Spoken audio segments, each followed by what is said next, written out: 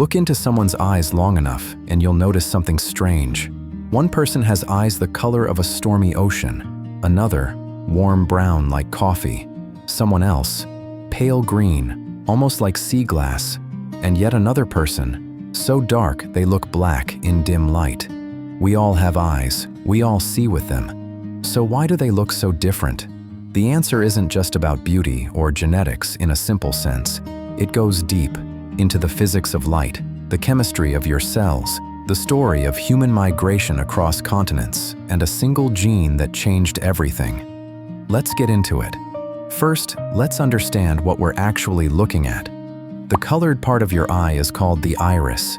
It's a thin, ring-shaped muscle that controls how much light enters your pupil, that black circle in the center. The iris expands and contracts depending on how bright or dark your environment is. But here's what most people don't realize. The iris has two distinct layers. The back layer, called the posterior epithelium, is always densely packed with a dark pigment. In every single human being on Earth, this back layer is dark brown. Always. The front layer, the stroma, is where the magic happens.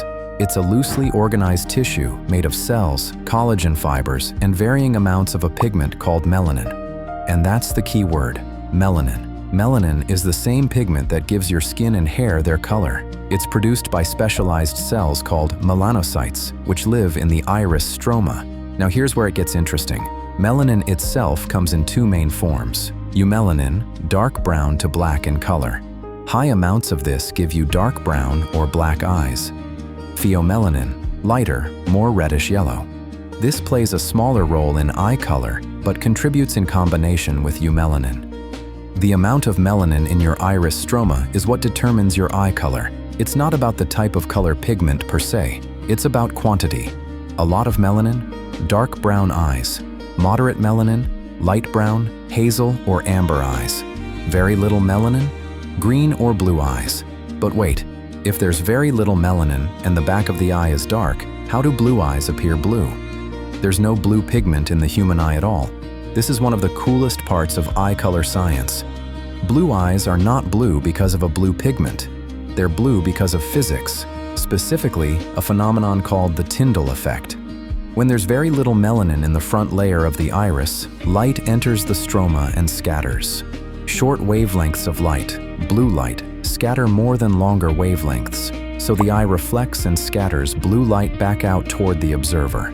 This is the exact same reason the sky looks blue. The atmosphere scatters blue light from the sun, and so does a low melanin iris. Green eyes work similarly. They have a small amount of melanin, more than blue eyes, but less than brown. The combination of that light melanin and the Tyndall scattering produces the green appearance. Hazel eyes, an even more complex mix. Patches of brown melanin combined with scattering effects, producing that shifting, multi-toned appearance that seems to change in different light. So in a very real sense, blue and green eyes are optical illusions. The color doesn't exist as a pigment inside your eye. It's created entirely by the interaction of light with very little melanin. For decades, scientists thought eye color was controlled by a single gene, passed in a simple dominant recessive pattern. Brown dominant, blue recessive. That explanation was taught in biology classrooms everywhere. It was wrong, or at least massively oversimplified. We now know that eye color is a polygenic trait, meaning it's controlled by multiple genes working together. At least 16 different genes have been identified as contributing to eye color. But two genes do most of the heavy lifting: OCA2 and HERC2, both located on chromosome 15. The OCA2 gene directly influences how much melanin gets produced in the iris. Variants of this gene that reduce its activity lead to less melanin and lighter eyes. HERC2 is fascinating because it's a regulatory gene. It doesn't produce melanin itself. Instead, it controls whether OCA2 is switched on or off. A single DNA letter change, a single nucleotide polymorphism, in the HERC2 gene can dramatically reduce OCA2 activity, leading to blue eyes.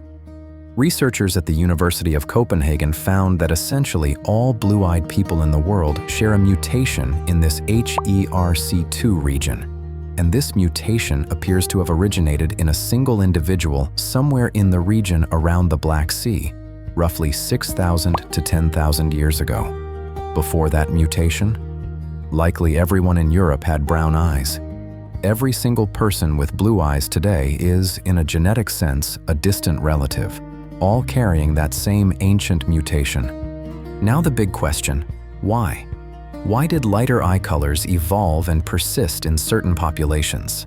The honest scientific answer is, we're not entirely sure, but there are strong hypotheses. Melanin in the eye acts like a natural filter against UV light and bright light. In regions close to the equator, where sunlight is intense year-round, high melanin levels in the iris provide protection, reducing glare and light scatter inside the eye. This is why populations from Africa, South Asia, East Asia, and the Middle East predominantly have dark brown eyes. As human populations migrated north into regions with less sunlight, Northern Europe in particular, the selective pressure for high melanin in the eyes decreased. Mutations that reduced melanin were no longer harmful, and they spread through the population. There's also a theory involving sexual selection, that lighter eye colors acted as a visible signal, potentially making it easier to detect pupil dilation, which signals attention and attraction, which could have given individuals with lighter eyes a social or mating advantage. This is speculative, but not unreasonable. What's clear is that eye color variation in humans is largely a story of migration, UV environment, and genetic drift, the random spread of certain gene variants through isolated populations over thousands of years. Before we wrap up, let's talk about a few outliers. Amber eyes, rare and striking, have a solid golden or copper tone, caused by the deposit of a yellow pigment called lipochrome along with a small amount of melanin. Gray eyes are sometimes grouped with blue, but are distinct. They tend to have even less melanin than blue eyes, and their scattering produces a cooler, flatter gray tone rather than a vibrant blue. Heterochromia, where each eye is a different color, or different colors appear within the same iris, can occur due to genetic variation, injury, or certain medical conditions. It results from unequal melanin distribution between or within the eyes. And then there's albinism, a condition where the body produces little to no melanin at all. In people with albinism, the iris has almost no pigment, and the eyes can appear pink or red because you're actually seeing the blood vessels of the retina through the transparent iris. So the next time you look into someone's eyes, here's what you're really seeing: the result of thousands of years of human migration, a single ancient genetic mutation that spread across a continent, the physics of light scattering through tissue, and just the right amount of a single molecule called melanin. Eye color is one of the most visible and beautiful examples of human genetic diversity, and it all comes down to how much of one pigment lives in a thin layer of tissue less than a millimeter thick. Science is wild. If you found this interesting, drop a like and subscribe. There's a lot more biology like this coming. See you in the next one.